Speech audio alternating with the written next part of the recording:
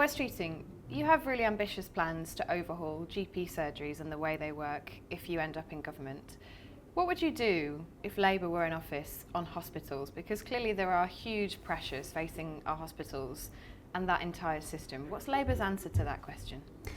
It's a great question, Kate, and you're right, we are ambitious about what we do with GPs, with primary care, because that challenge and social care are directly linked to what's going on in hospitals. And I'm sure you found that one of the reasons we've got big delays in A&E, big ambulance delays, bed occupancy at a far higher level than is safe really, is because people struggle to get a GP appointment, end up in the front door.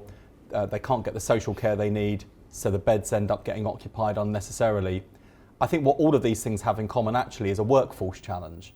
And the truth is, if you don't have enough doctors, nurses, other health professionals, you don't have a health service, which is one of the reasons why Labour's committed to the biggest expansion of NHS staff in history, doubling the number of medical school places to deliver more doctors, 10,000 more nursing and midwifery clinical places, doubling the number of district nurses, 5,000 more health visitors. So whether it's in doctor surgeries, in hospitals, or in community services, we've got the staff that are needed to deliver the quality of care that patients deserve, and we will pay for it, because there's always the question people have, where will Labour get the money? We'll pay for it by abolishing the non-dom tax status, which will raise around double what we need for 1.6 billion, which is the amount our workforce pledge will cost. And that's the kind of long-term workforce plan the NHS needs if we're going to avoid sticking plasters constantly, which, as we can see, aren't making enough of a difference for patients.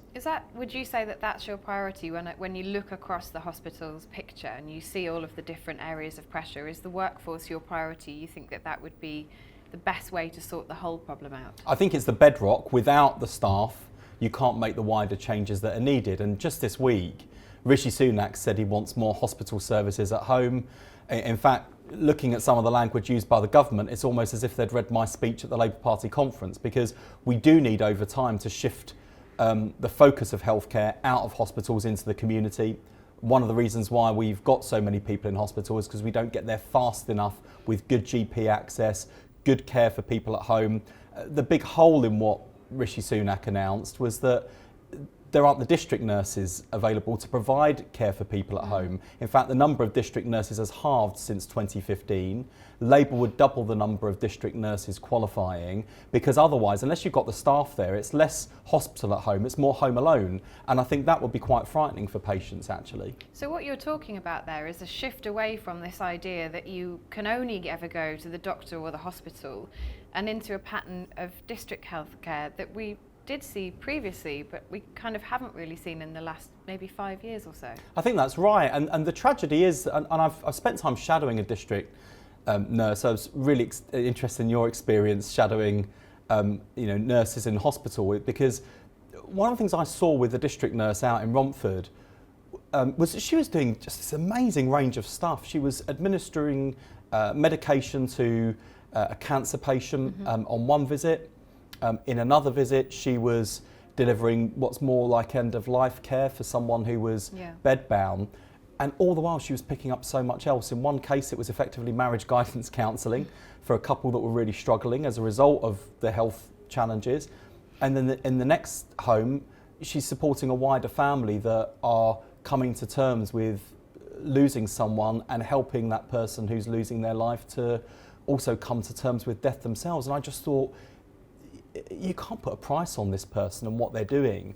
And as well as making a big difference to patients, because she's there in the home, it meant that those people were less likely to go through the front door of A&E, less likely to struggle to get an appointment with a GP. So she was providing much better care for patients, but also saving a hell of a lot of taxpayers' money by providing that service in the home, and I want to see more of that. Do you think that we need to have an honest conversation about the NHS as a whole and whether the model that we currently have works anymore? Because what tends to happen when a new government comes in is they reorganise, or they overhaul, or they change certain elements, and you've just alluded to sticking plasters. Really, is this a much bigger conversation about structural change in the NHS? Well, I think for Labour, there are some things that, I think are absolutely non-negotiable principles for the NHS. The fact that it's free at the point of use, I think, is just an amazing thing that most people in this country value. When I went through my own experience with kidney cancer, I had so much to worry about, but the one thing I didn't have to worry about was the bill, and I'm determined to keep that principle intact. I think what I do think needs to change in terms of the model of care is that when you can compare the NHS to other leading economies that actually have much better health outcomes than us, they do tend to spend a hell of a lot of money in hospitals, and we tend to spend a hell of a lot of money in hospitals and far less than other countries in terms of primary care, mental health, community services, social care, diagnostics and capital. And if we shifted that balance around in the other direction, we would deliver better outcomes for patients and better value for money for the taxpayer. To give you one practical example, an average doctor's appointment costs £39 per appointment. Yeah. Average A&E attendance, for especially if you've got a number of problems, could be as much as £360.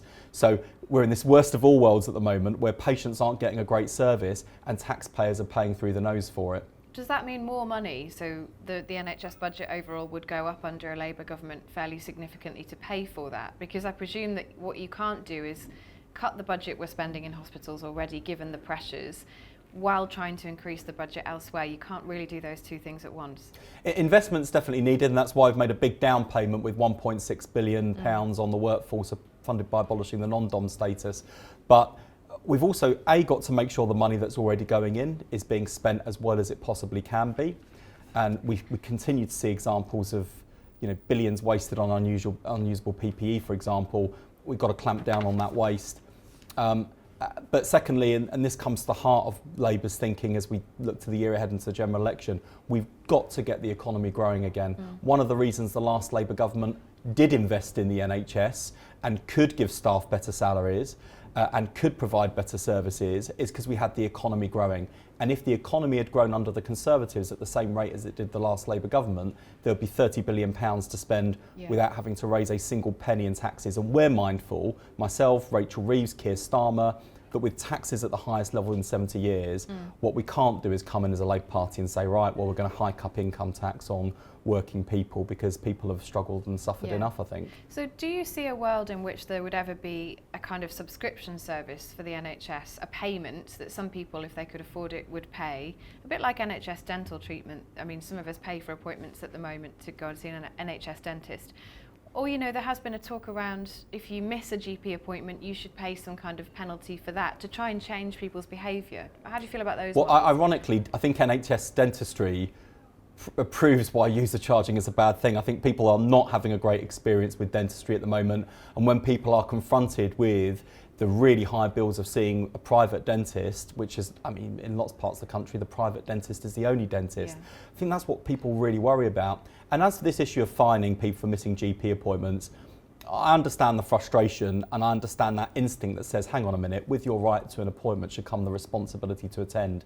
But what GPs tell me is the last thing they need is the added bureaucracy of fining patients for not attending. I think what we can do with smart, intelligent systems is do what actually a lot of companies do when booking in appointments for different services, which is to factor in on the trend how many people are less likely to attend. You can probably do that with some patients, let's be honest, as well. So I don't think that's the answer, actually, and I think we'd end up creating more problems than we solve and costing more money than we'd raise. And what role does behaviour change play in this? Because the big question lots of people have is, people at the moment are struggling to afford to keep themselves healthy. They can't necessarily afford a gym membership. Food is quite expensive if you're looking for very healthy food. They may not be able to afford to heat their homes properly, which can cause you long-term health problems. What's the role for changing people's behaviour and encouraging people to lose weight? Is it things like sugar taxes or is it campaigns? What is it for Labour? Well, I think you've just hit the nail on the head in the way you put the question, really, Kate, which is that we've got to make it as easy as possible for people to make the right decisions. So I want to get together with the food and drinks industry this year to look at how we make healthy food more affordable, to ask the industry what more they can do around things like product reformulation to reduce the amount of salt and bad fats and sugar that's in our food. But I also think we've got to look more broadly, and this is why Keir Starmer's challenged the whole shadow cabinet to look at health in every policy, because whether it's sport and physical activity in sport, but also for the wider community.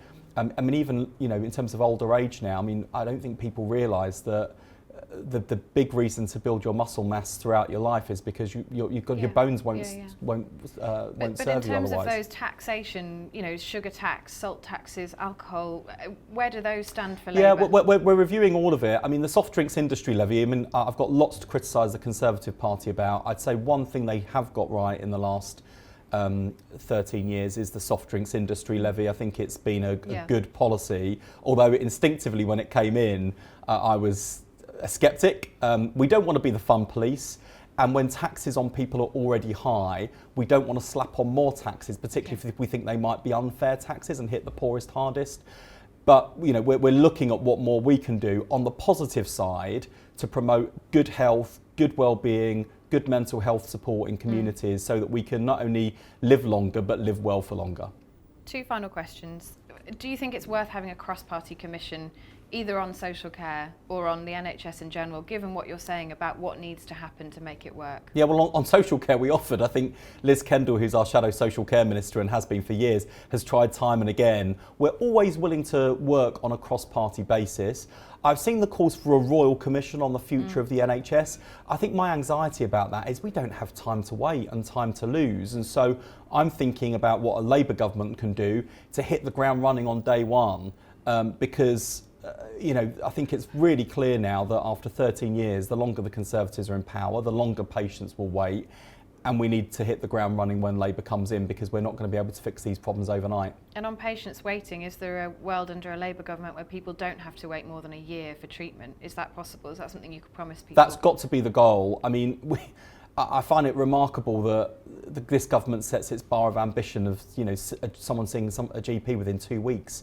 We guaranteed appointments within 2 days. And even with the announcement the government made this week on emergency care, there is still no plan whatsoever, not even the ambition to get people seen within 4 hours in A&E. 95% so that was would the be goal. Your ambition, 4 that hours. would be my ambition. We're looking and talking to health leaders about how quickly we can get back there, because unless you've got the goal and a plan, you're not going to be able to achieve it. This government doesn't even seem to have the ambition. Wes Streeting, thank you very much. Thank you. Time.